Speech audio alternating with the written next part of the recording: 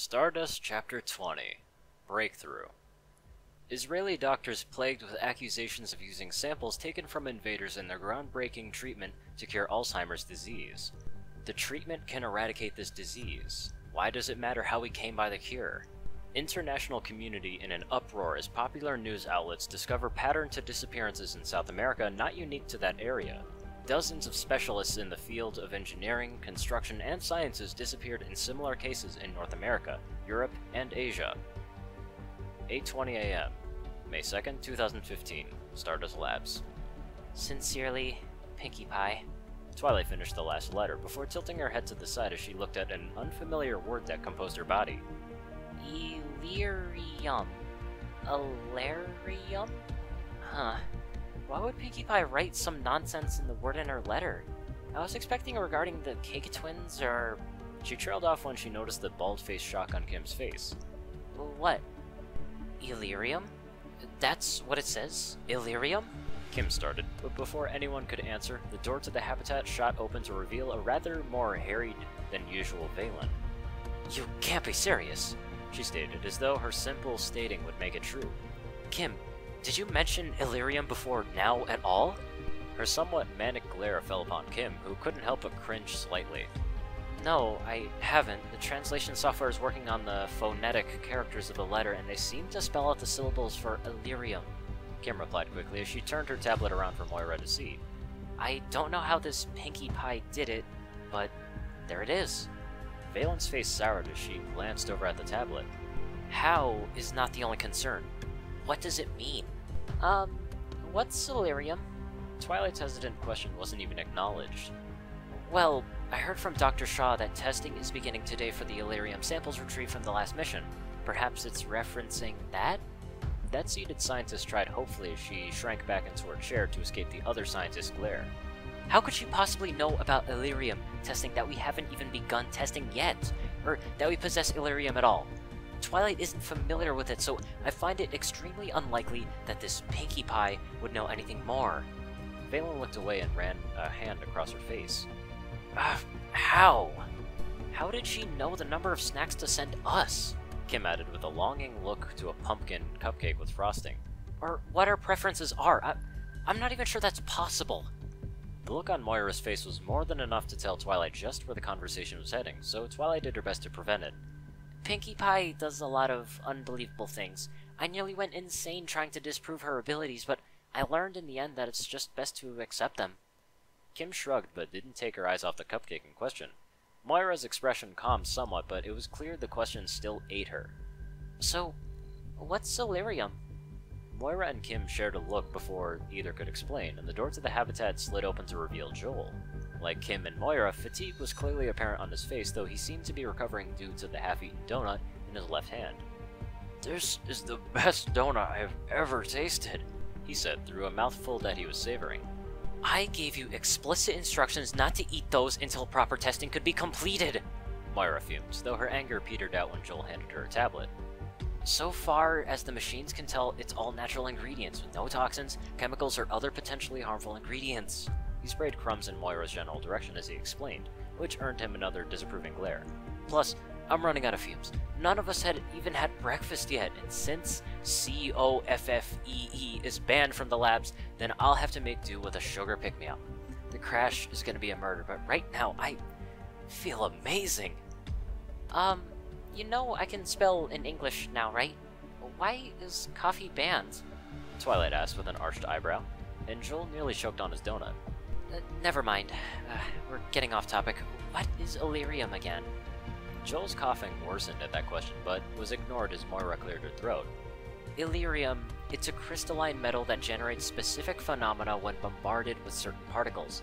It's not really native to our world. Twilight's eyes widened at the gravity of the revelation becoming apparent. Studying the invaders' equipment and craft shows that they use Illyrium in almost every instance of their technology. I suppose with that context, Pinkie's letters do seem rather ominous, Twilight muttered, and she looked back down at her offending paperwork. But it still leaves the question of why she would write it in the first place. Perhaps it wasn't the Illyrium testing she was referring to, but maybe the Arcanite testing with Twilight? Kim said offhandedly. Really, It's about the only thing we haven't tested yet that isn't really hazardous. Moira turned and gave a quick nod at that suggestion, then headed for the habitat door. I'll be heading to the storage to retrieve a sample suitable for testing. Kim, prepare all the recording and observation equipment in the main testing area.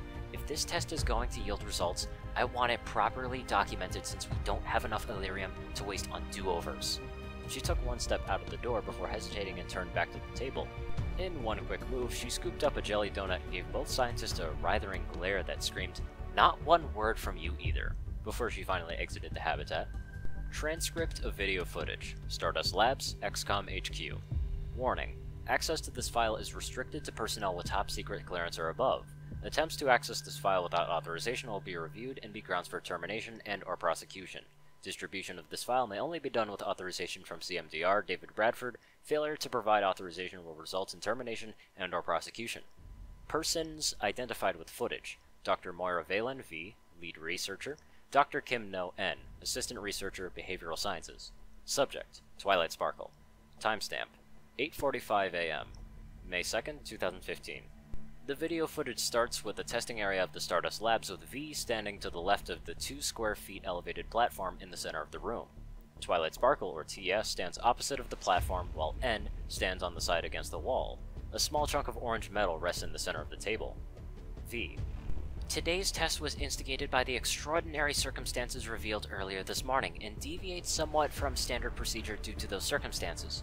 Prior materials testing involves simple manipulation via the telekinesis ability to determine the likelihood of a material being the previously described arcanite that was discussed with Twilight Sparkle. Arcanite is described as an element that reacts to the specific skills that Twilight species possesses, and we hope that if a terrestrial equivalent can be discovered, we may be able to gain a better understanding of how her powers operate. Previous testing has covered over 90% of terrestrial elements that were not of a harmful nature, which has thus produced no results. The element being tested today is Illyrium, E115. This element is not native to Earth, but is used extensively in alien technology for propulsion and energy generation, as well as some of the implants found in recovered bodies of the invaders. Ms. Sparkle, would you please explain what is expected from this testing? TS. Anecdotal accounts of Arcanite describe the reaction as emitting visible light when in the presence of spellcraft, that is, magical energy that has been collected and shaped into defined purpose rather than ambient energy that can be found, well, anywhere. However, Arcanite has not really been available for testing in thousands of years, so the written accounts of Clover the Clever are the only evidence really available. V. Very good. Light generation is the expected reaction, but several sets of measuring and recording equipment has been set up to document any possible emission that could be generated. Miss Sparkle, I will initiate a countdown, then please begin your testing. TS nods and closes her eyes to concentrate. V. In 5, 4, 3, 2, 1.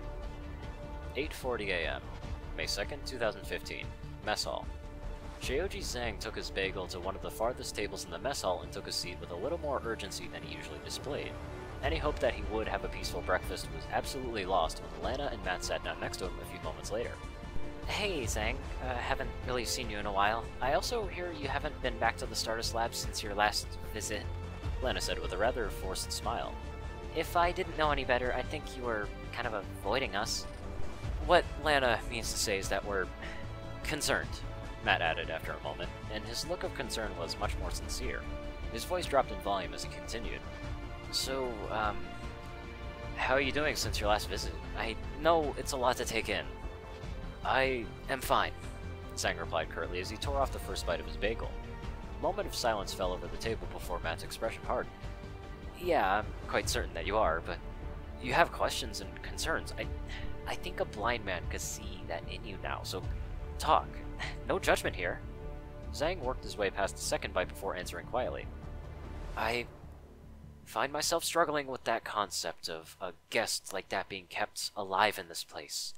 It is not our stated mission to defend the Earth against such things, and I can barely comprehend how you and the science personnel can be so comfortable around it. Very valid concerns, and I will admit it is a bit of a shock, Matt agreed. It is 100% accurate that she isn't like us, but I can guarantee that she isn't with our enemies either. As far as we can tell, she's a completely unaffiliated third party that got dumped into this mess on accident. She's actually quite friendly once you get to know her. You speak as though she were a person. That's because she is a person, Matt interrupted, and his eyes narrowed at the cool look Zhang returned to him. You might not believe it now, but she's just as much as a person as you or me. She reads books, she enjoys music, and she likes to play cards, and I need not remind you that we humans have a disconcerting habit of applying the term people unevenly. I'm also sure that I don't need to bring up the war America had 150 years ago because of that. I do not appreciate having my stance equated to those slavers, Zhang replied evenly, though he looked away as he said it. It is still disconcerting that your primary purpose in this organization is to kill the inhuman when you spend your free time socializing with one.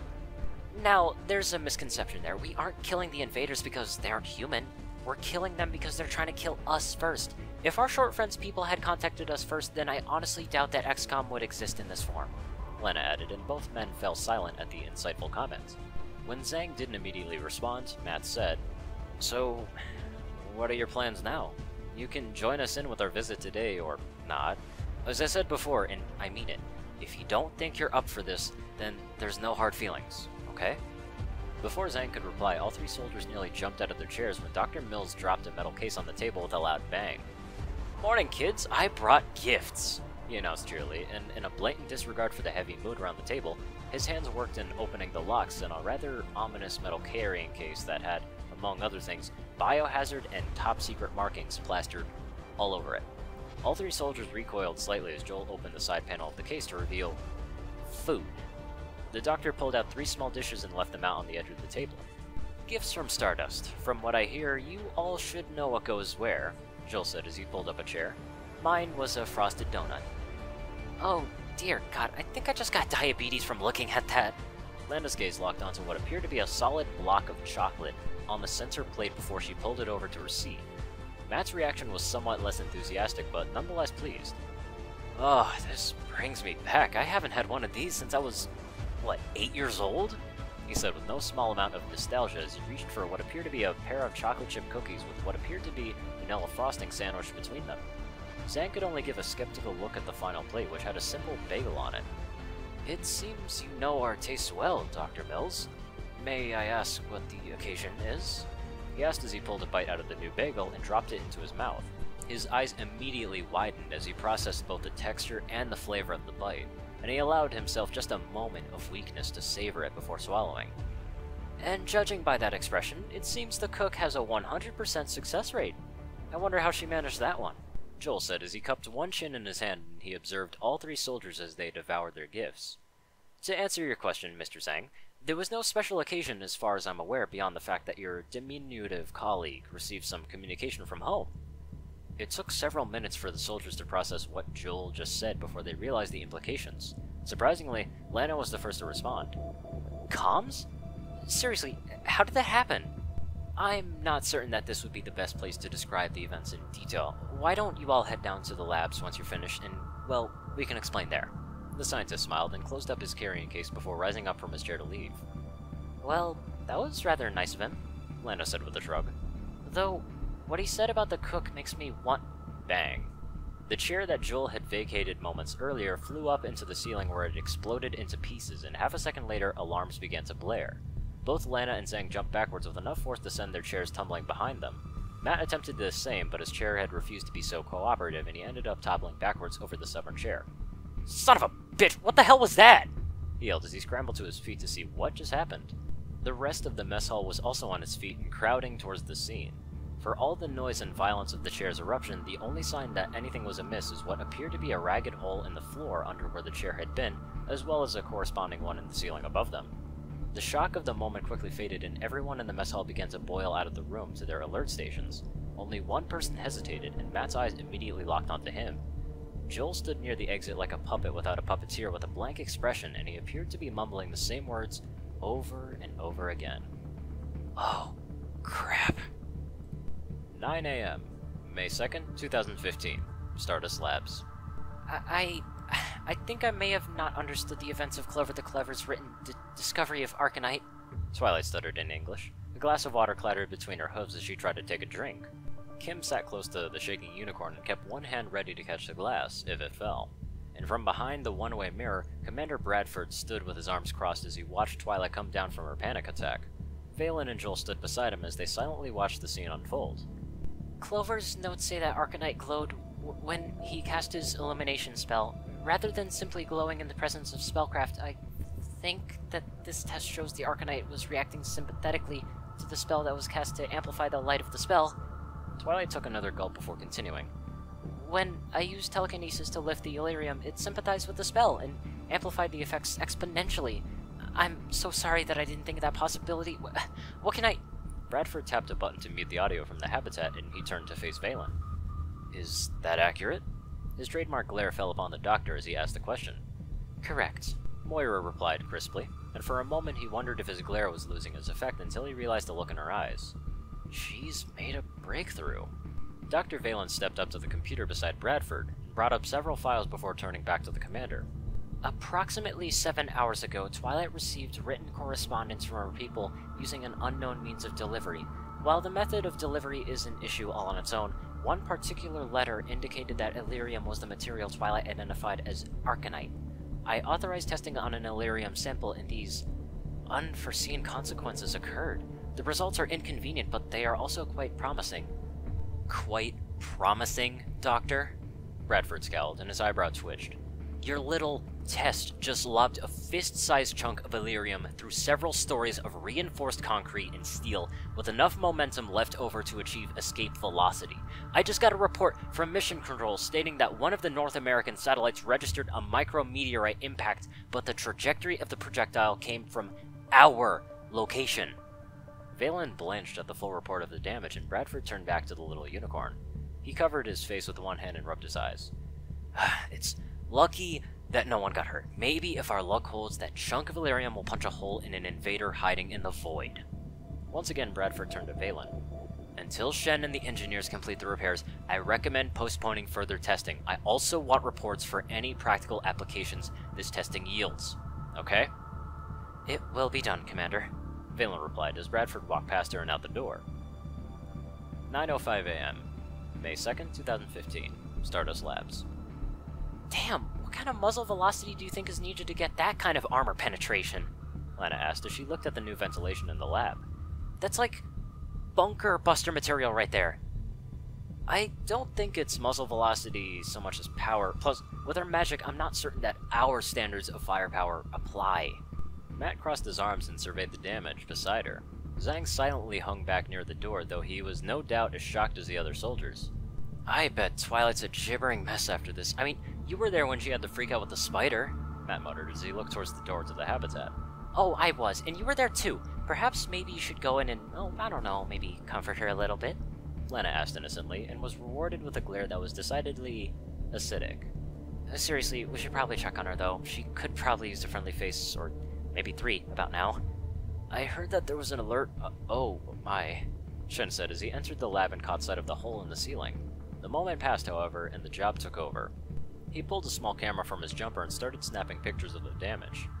Well, we seem to be lucky this morning. I'm not seeing any electrical or piping damage on this floor, though I'll have to check the other floors to determine if that's the case for all the damage. Perhaps you kids should go see Twilight, maybe? I think I'll stay and assist Dr. Shen. Zhang spoke up, and both Lana and Matt shared a look before heading into the habitat. Kim and Twilight sat on the bed and were talking quietly, but both looked up and smiled at the new arrivals. I'm glad that you both could make it on such short notice. Kim stood and said quickly. As you've no doubt heard, testing did not really go quite as planned. Please tell me you brought your cards, please. Lana grinned and produced her deck of cards out of her pockets. Never leave home without them. So, how about it, Twilight? I'm up for a nice relaxing game of Liar's Cards. So, oh, Kim, are you in? Well, sure, why not? Sounds like fun.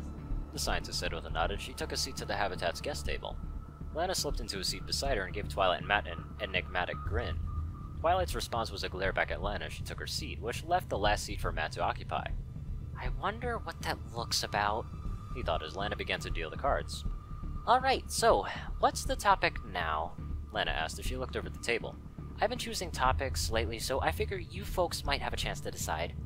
we've talked about our families a bit, but I don't think I heard about any of your parents. I'd like to hear about that, if it's okay, that is. Twilight asked with a smile. Both Matt and Kim nodded immediately, and Lana followed after a second's hesitation. Well, alright, Twilight. Choose the topic so she gets to start first. Well, my mom and dad were very hard workers, though I didn't get to see them as often as I'd like. My dad's job was just keeping the street lamps going during the nights in Canterlot, so he usually slept during the day. Mom's an author, which meant I would see a lot or a little of her depending on her deadlines. Also, one ace. Oh, so that's where you got it, Lana said with a knowing smile. Mom writes books, kid becomes bookish, also 1-2. Her smile became a grin as Twilight scowled at her assessment. My parents well, they're very conservative, Kim said as she rearranged her cards. They owned a supermarket of all things, and I'm certain they wanted me to inherit the family business once they retired. They were most displeased by my career choice, but they certainly didn't really turn down my offer to buy them a country home in Montana to live out their retirement. Oh, right, 2 3s. Dad was in the army, but retired to help take care of me and my sister. He served for 10 years before he resigned. Mom was a catering manager for a local restaurant and dining hall. I ended up working part-time at the restaurant until I graduated and enlisted, Matt said, then picked a 6 and threw it onto the stack. 1-4. Liar! Lana called immediately, and Matt's reply was a burst of sotto-voce profanity. It sounds like all of your parents really worked hard, but I don't think you mentioned yours, Lana. Twilight placed a pair of cards on the table before turning to the female soldier. Well, Lana started with a somewhat pained expression, and she dropped a card on the table. She gave Matt a pleading look. Fortunately, he was saved from having to change the subject as a light flicked on Twilight's head. Oh, you mentioned you just had your mom. I'm sorry to bring up something that would make you uncomfortable. No, you don't have anything to feel sorry about, Twilight. My dad was there for a while, but I don't really remember what he did. Then, it was just my mom and me holding the family together. She did lots of jobs to make ends meet until I was old enough to enlist, and all that money I make just goes straight home to help my mom and my brothers out. Well, that's very dedicated of you, Lana, Kim said sincerely as she put down a card of her own. I certainly hope that your current position allows you to make enough to help. Lana's gaze fell upon Kim as though she were searching for some sign of pity or condescension, but was unable to find any, so she simply smiled. Oh, thanks. You know, come to think of it, some of your brothers are likely getting old enough to graduate, right? Matt picked 2 cards and dropped them on the table while mirroring Kim's sympathetic look. My sister's approaching the end of high school and she's being an unsufferable lump about it. She has no idea what to do or what she wants to do. She hasn't found out her talent? Tell her not to give up. I know 3 little fillies that can certainly sympathize. Twilight smiled and put 2 cards down before she reached with her hooves to try and take another sip of water by holding her cup in her hooves. Well, why don't you use your magic for that? I mean, using hooves seems rather inconvenient. I mean, you're using your magic on the cards after all. Lana asked, and she gave the attempt a doubtful look. Well, okay, I know it sounds silly, but every time I think I should, I get this horrible feeling that the glass is gonna punch a hole in the wall or hurt someone. Twilight took a sip before continuing. And, well, for me, I don't think it's possible to hurt people with playing cards. I suppose that's true. I mean, unless you're Gambit. The female soldier scratched her chin with her free hand before yelling and almost doubling over before turning to give Matt a writhing glare. Better be more careful where you swing your legs, Lana. You're liable to bang them against the table legs, Matt said to explain away her reaction to his shin kick. We don't need Twilight being afraid that she can kill people with any little thing. She turned into a basket case, Matt thought, and he prayed his returned glare conveyed the message. Hey, Matt, why don't you be a good pal and refill Twilight's water? She's almost out, Lana suggested through her clenched teeth as she glanced towards the unicorn. Twilight looked from Lana to Matt, then back again so quickly that he briefly worried she'd strain her neck. Oh, well, that's not necessary, really. Well, thank you. She finally surrendered the cup while looking away. The behavior caused him to arch an eyebrow before he took the cup and headed towards the sink. Lana's teasing must really be getting to Twilight, Matt thought as the glass slowly filled the cold water. I know it must be embarrassing to get such harassment every time we're together. I'll have to convince her to stop being such a pest. Matt turned back to the table and set the glass down beside Twilight. Their eyes met for a fraction of a second before she looked away again and started fidgeting. Oh. Oh, no. Lana's pained grin morphed into a smile befitting a Cheshire cat. Lana, can I talk to you for a moment outside? Now? Matt stated, as much as asked, and he followed the female soldier out of the habitat into the main testing area. Zhang was gone, but Charles was still surveying the damage to the ceiling. Lana, what's going on with Twilight? He asked bluntly, which caused Shen to glance their way. Oh, she's going through the pains of youth, Lana replied with a dreamy tone, but she dropped it when she saw the look on Matt's face. You didn't know? Wait, are you serious? Man, I knew you were dense, but I can't believe you're just picking it up on it now. Oh, God, Matt muttered as he turned away and covered his face with his palm. Oh, dear God, how do I handle this? This time Shen definitely took note of the conversation, and he moved in to join the two soldiers. What's going on? You look rather troubled, Matt. Matt turned to try and explain, but no words came to him. Matt's just a little shocked because he realized Twilight has a little crush on him, Lana explained, and she laughed while looking away. What? Shen said flatly. Are you serious? Oh, my, this has the potential to turn out badly. How exactly did this happen? Do either of you know? Well, okay, you know, when a girl meets a boy and then something magical Bullshit! Matt interrupted. You did something, didn't you? You told her something or pulled some kind of prank. You're working some kind of goddamn plan of yours. I know that look, Lana. What did you do? What did you do? Is this true, Jenkins? Shen said, and his normally jovial expression and tone vanished. The anger wasn't as easily identified as Matt's, and there was no indication beyond his clenched jaw and their narrowing of his eyes. Are you using Twilight like that? The remains of Lana's good mood withered and died as she looked away. Look, okay, you remember how Twilight was after her first round of testing with Valen? How scared she was? She was an inch from doing something rash that would have gotten someone hurt. An inch. All I did was just give her something to hope for. At this point, Shen's expression darkened further, and Matt threw his hands up and turned away. She had no hope. None. When I gave her something to hope for, she started to turn around. You all noticed it. Lana quickly explained, and where Matt was not so angry, he might have noticed the note of desperation in her tone. I thought that I'd give her a little bit of hope until she found something else to hold on to. Then Matt starts acting like he knows what's going on and it adds fuel to the fire. I honestly thought you knew and you were okay with it. Why in God's name would I be okay with this? Matt whipped around and screamed. Jesus Christ, Lana, do you know how badly this could end up? Any further ranting dissolved into incoherent growling as he turned away and took a swipe at the empty air before turning back. I am very disappointed in you, Lana, Shen said evenly. This is far beyond tolerable for a prank. Just giving someone in Twilight's situation such false hopes will only end badly. A false hope is better than no hope, Lana said quietly as she looked down and clenched her jaw. That was the last straw for Matt. I can't believe you're still trying to justify this. Seriously, are you so fucked up in the head that you think what you did was right? Yes, I am, Lana growled from behind her gritted teeth. I have been there. I know what you think, and I don't give a shit about anything, and to be honest, I don't care anymore. I have been there. The place everyone ends up when they've lost all hope. I know what it's like to have my happy little life destroyed by a monster that has absolute power over me. I know what it's like to realize that I'm inches away from a death that I can't do a goddamn thing about. So, if you please, keep your high and mighty preaching to yourself, especially when I didn't see you complaining when I was dragging your sorry ass out of the dumps, Harris. What are you talking about? Remember Strike 1, the original Strike 1? Lena's grin became vindictive when Matt recoiled as though he had been physically struck. Yeah, now you're starting to realize it. You, the lone survivor when the rest of your squad got wiped out. Who kept you from dwelling on that fact? Who? Yeah, that's right.